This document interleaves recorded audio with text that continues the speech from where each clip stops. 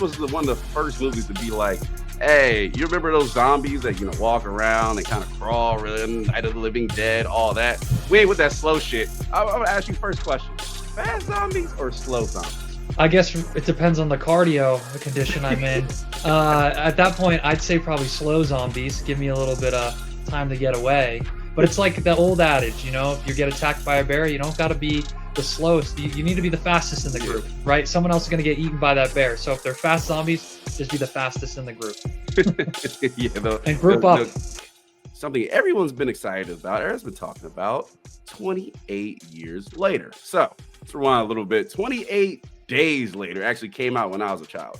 And this was like, I had to be probably like, I don't know, maybe like 7, 8 at a time, if I remember correctly. I was really young, but this was one of the first movies to be like, hey, you remember those zombies that, walk around and kind of crawl, and Night of the Living Dead, all that? We ain't with that slow shit. Like, you're going to have to haul ass to get away from these guys. These are flying around. It's more scary. So I'm going to ask you first question: fast zombies or slow zombies? I guess it depends on the cardio condition I'm in. At that point, I'd say probably slow zombies. Give me a little bit of time to get away. Hopefully not flying zombies, right? Because I don't have to be looking up and looking around. So I would say slow zombies. I'd say slow zombies. Yeah, just give me some advantage there. But it's like the old adage, if you get attacked by a bear, you don't got to be the slowest. You need to be the fastest in the group, right? Someone else is going to get eaten by that bear. So if they're fast zombies, just be the fastest in the group. And group up. They'll catch someone first. Yeah, I kind of, and I'm talking about movie wise, like I don't mind the fast zombies in movies and seeing them on film. I think it adds a little bit, but I also think they kind of take advantage of it and be like, hey, we don't have to write much here. We got fast zombies. We're just having them flying around like World War Z. And I'm like, all right, write a movie. So I think that's an interesting film. Not to cut you off, but I do think World War Z deserves a little bit more of its flowers. I think the take that they went the direction and how it was a virus, and there's that cool scene where the zombie's in the glass and he's like, right there. Yeah. But yeah, I mean, that's more just Brad Pitt zombies. I don't know if that's fast or slow. Sounds good. But they dropped the trailer and everyone says, now this is the most anticipated movie of 2025. You seen the trailer? I have not. Okay. So what we're going to do is I'm going to drop a clip. We're going to watch this trailer and we're going to get your instant reaction to 28 years later. Men go mad with watching them. There's no... All right, that was a clip right there, and we're back. So I'm not going to say nothing. Tristan, I'm passing it over to you. You just seen the trailer for the first time. What do you think? Very, very interesting from the get-go, and it really has you just locked in. And if you were watching me during it, my jaw was dropped the whole time. I really love just kind of the use of the audio they have in the background. And there's this one scene where the audio cuts, and of course it's going to be a jump scare, but the pacing of the trailer, I mean, you are just locked in. And I didn't know Aaron Taylor Johnson was in it. Yeah, I love Aaron Taylor Johnson. Fantastic actor, really good for a leading role. And you can just tell that this is going to be a really good entry point for people who are able to check out the other movies in the series. It doesn't seem that there's going to be too much of a catch up where they're talking about, oh, this happened in this one or this one or this one. But that chronological timeline is going to build so much lore within the 28 years later that I feel like for those who are new to the series, it's going to direct their attention backwards and they can watch all these other ones, whether they're preparing for it to watch it or after the movie, they, reflect back on the previous movies. But really, really powerful trailer. Yeah. I mean, I'm hooked. I haven't seen any of them. I'm hooked for sure.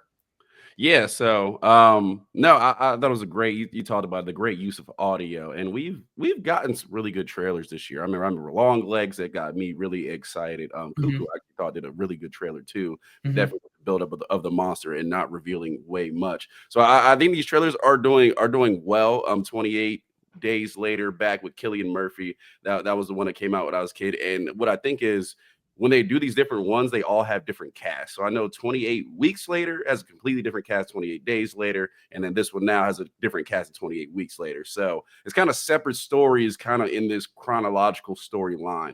But there's a lot they do here. I think it's good with the imagery. I mean, obviously we saw the skeletons piling up there. You talked about the sound. That's actually it's a poem from World War I where dude was talking about soldiers from Britain marching and kind of don't know where they're going. It kind of seems to never end. That's why you hear the numbers just kind of go randomly. Yeah. March this much, march this much. We have no idea where we're going, and it starts to drive people crazy because they're just marching forever. So that obviously the introduction of the fast zombies. I think that opening scene, if that's going to be the opening scene of the movie, which I think they should do, where the kids are kind of all in the room, because that is that. If they do opening scene like the way it looks, that looks like a Quiet Place level opening scene. Where I remember walking into A Quiet Place 2. I hadn't seen the first one. So I remember this is COVID. We just got back and seeing movies. I walked into A Quiet Place 2, and like that opening scene happened. I'm like, holy sh! Like I'm in. Like that was intense. So, and definitely talk about the tension quite building up there. There's a lot going on in this trailer that has me kind of like, I'm not a fan of this series really, but it has me like, all right, maybe I need to go look back, go watch that again. Maybe I need to double check because I'm kind of hooked. You brought up a really good point as well. When it comes to the reveal of the monster, like we know it's zombies, but there's not one shot where you can see exactly what they look like. So I feel like kind of that mystery is built. Sure, we do see the person hanging upside down, and then also how, they have a bag over their face, but we haven't seen what the zombie looks like. Even in that shot where they pan over and it's the jump scare, the army soldiers, you don't see what they look like. So I thought that's interesting. They're kind of, it's a zombie movie, but we're not going to show you exactly what they look like until you get. So I'm sure the grotesque design and that will really shine. As we know, practical effects are always better than the special effects like the CGI. So I'm sure the makeup department did an exceptional job. And also, who is the gentleman who plays Voldemort and he plays M, Inspector? Because it looked like he's in this trailer as well. Yeah, he might. And he's the guy who played Voldemort. He played, he's in some good movies. He's in that one Wes Anderson film. Let me see, Voldemort. Let me try. Like this class, when I knew Aaron Taylor Johnson, I mean, perfect casting. Perfect casting. Is it Ralph Fiennes? Ralph Fiennes, yeah. Ralph Fiennes, I think, or Ralph Fiennes, or whatever it is. But yeah, that's crazy that he's in there as well. So stack cast. That's awesome. Yeah, obviously, well, we know where Craven's going after this movie. Thank God he got this role. He's going to call his agent. Hey, man, thankfully I'm done with the Sonyverse. Yeah. Now I'm in a zombie land. Yeah, I'm sure Aaron Taylor Johnson, this movie will hope he was Craven trying to survive these. But also T talk about the zombies. There's one in the movie. You just gotta get a shot of the back, but it looks like they could have evolved almost to a The Last of Us kind of level where you get some that look pretty crazy.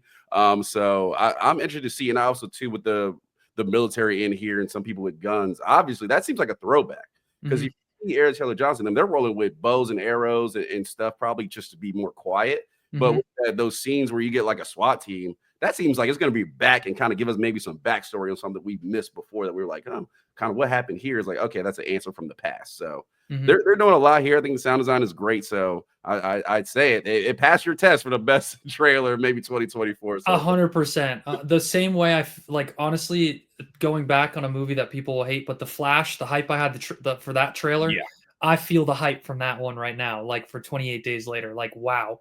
Honestly, very well done. Big shout out to the team who was editing that trailer. They crushed it. Yeah, hopefully it continues into the movie. So hopefully it isn't Craven.